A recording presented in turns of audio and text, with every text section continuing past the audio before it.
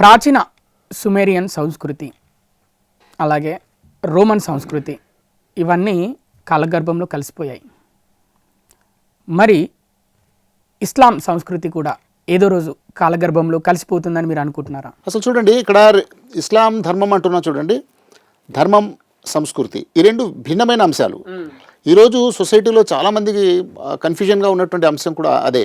Religion తర్వాత culture అంటే మతము సంస్కృతి ఈ రెండింటిని మింగిల్ చేసేస్తున్నారు. ఈ రెండు వేర్వేరు అంశాలు.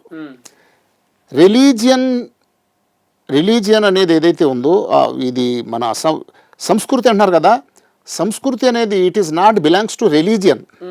సంస్కృతి అనేది కల్చర్ అనేది రిలీజియన్కి బిలాంగ్ అవ్వదు, రీజన్కి బిలాంగ్ అవుతుంది, రీజన్ దేశానికి. కాబట్టి ఈ కల్చర్ అనేది ప్రాంతానికి చెందుతుంది, మతానికి చెందదు. ఇది ముందు అర్థం చేసుకోవాలి ఒకటి. తర్వాత ఇప్పుడు సుమేరియను ప్రాచీనమైనటువంటి ఎన్నో సంస్కృతులు కాలగర్భంలో కలిసిపోయిన మన భారతీయ సంస్కృతి, దాన్ని మనం వైదిక సంస్కృతి అంటాం, లేక హిందూ సంస్కృతి కూడా అంటున్నాం అనొచ్చు. ఇది మాత్రం ఇంకా వాటికంటే ప్రాచీన చరిత్ర ఉంది దీనికి. ఇప్పటి వరకు దేదీప్యమానంగా వెలుగుతుంది. ఇది ఏంటి అంటే ఇందులో కొన్ని విలువలు ఉన్నాయి, అద్భుతమైన విలువలు ఉన్నాయి. ఆ విలువలే దీన్ని కాపాడుతున్నాయి.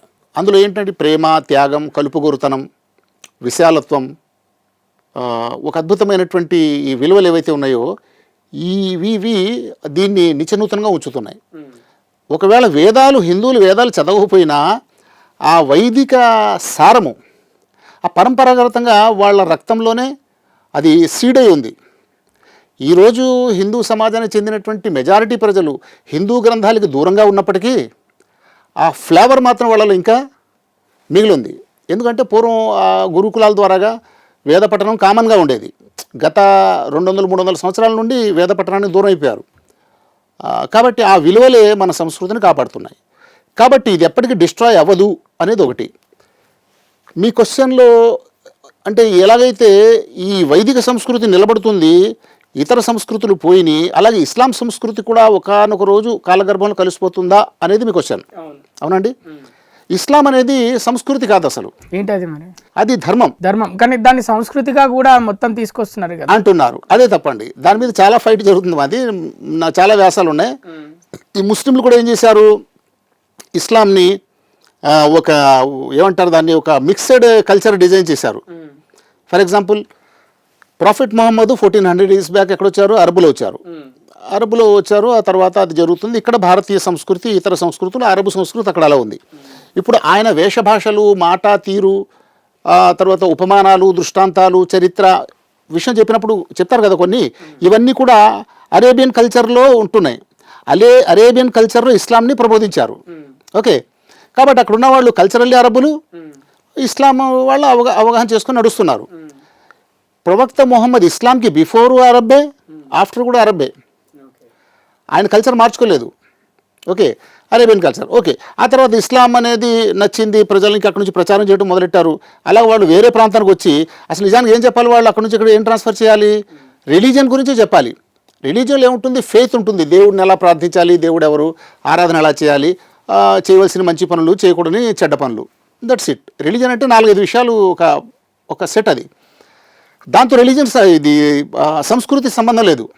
బట్ ఈ ప్రచారకులు ఏం చేశారంటే వాళ్ళు ఈ కాన్సెప్ట్తో పాటు కల్చర్ కూడా తీసుకొచ్చారు. అంటే ఇక మతంని కల్చర్గా మిక్స్ చేస్తేనే ఆ మతం నిలబడుతుంది అన్నట్టు ఏంటో మరి భావన కలిగిందా వాళ్ళకి? అదే భావన కలిగింది వాళ్ళకి. అలా కలిగి ఈ సమస్యలన్నీ వచ్చినాయి. నిజానికి ఖురాను మరియు ప్రాఫిట్ మొహమ్మద్ బోధలు చూస్తే ఏ ప్రాంతంలో ఉన్న వాళ్ళు ఆ కల్చర్నే అవలంబించాలి. అంటే ఇప్పుడు హిందుస్థాన్ లో ఉన్న వాళ్ళు ఈ కల్చర్ చాలా తక్కువ మంది అనుసరిస్తున్నారా? అంటే అనుసరించడం కాదు, హేట్రేట్ ఉంది. అంటే ఎవరిలో ఎక్కువ, ముస్లింలో, క్రైస్తవుల్లో ఉందా? ఇది ముస్లింలో అంటే క్రైస్తవులు అంటే 2 రకాలు. మళ్ళీ రిలీజియస్ గ్రూప్స్ 2 రకాలుగా డివైడ్ చేయాలి. ముస్లింలు అంటే మదర్సా ఎడ్యుకేటెడ్, మదర్సాలో చదివినటువంటి అంటే మత విద్య అభ్యాసం చేసిన వాళ్ళు. రెండోది సెక్యులర్ ఎడ్యుకేట్స్, మోడర్న్ ఎడ్యుకేట్స్. ఈ 2 వర్గాలు వేరండి. సేమ్ క్రిస్టియానిటీలో కూడా అంతే అండి. ఈ మధ్య యూదులు కూడా బాగా పెరుగుతున్నారు భారతదేశంలో. యూదుల్లో కూడా 2 రకాలు ఉన్నారండి. ఇప్పుడు భారతీయ సంస్కృతి పట్ల అసహ్యత, తమ సంస్కృతి పట్ల అభిమానం, ఎవరిలో ఉంటుందంటే ఈ రిలీజియస్ ఎడ్యుకేటెడ్లో ఎక్కువ ఉంటుందండి. ఈ మోడర్న్ ఎడ్యుకేటెడ్లో ఉండదండి అది. అంటే వాళ్ళు ఎక్కువ పాశ్చాత్య కల్చర్కి అలవాటు పడతారా? వీళ్ళేమో అమెరికన్స్, ఇప్పుడు మన క్రిస్టియన్స్ అయితే పాశ్చాత్య కల్చరు, వాళ్ళది క్రైస్తవం అని వాళ్ళు భావిస్తున్నారు. నిజానికి క్రైస్తవానికి పాశ్చాత్య కల్చర్ సంబంధం లేదు.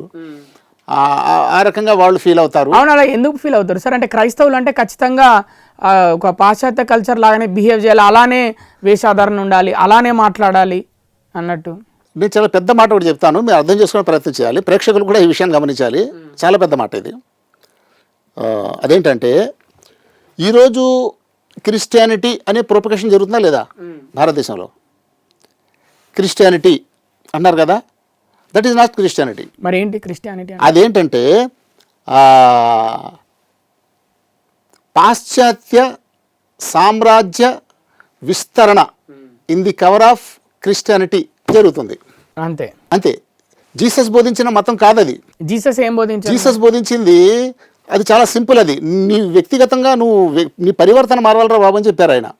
నీ ప్రవృత్తి మార్చుకో అని చెప్పారు తప్ప వేరే వాళ్ళని మన మతంలోకి తీసుకురా ఇబ్బంది పెట్టాను. మతంలో తీసుకురావటం అనేది యేసు దాన్ని ఖండించారు. నా దగ్గర ఇప్పుడు దాని మీద వ్యాసం కూడా ఉంది. మత మార్పిడి ఖండిస్తున్న బైబిల్ అనే ఒక వ్యాసం ఉంది నాది. దాని మీద కూడా ఎప్పుడైనా చర్చ పెట్టండి మీరు. ఖచ్చితంగా.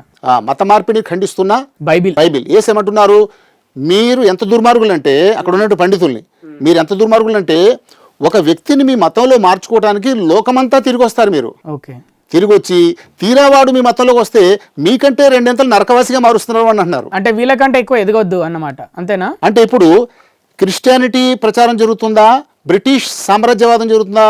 క్రిస్టియానిటీ ఎక్కువ జరుగుతుంది అనేది అనుకుంటున్నాం మనం. కానీ బ్రిటిష్ సామ్రాజ్యవాదం, బ్రిటిష్ కల్చరల్ ఎక్స్పెంటేషన్ జరుగుతుంది అనమాట. అది విస్తరిస్తుంది. స్వాతంత్రం వచ్చి 70 సంవత్సరాలు దాటిపోయింది. పూర్వం ఏంటంటే యుద్ధాలు చేసి ప్రాంతాలని గెలుచుకునేవారు.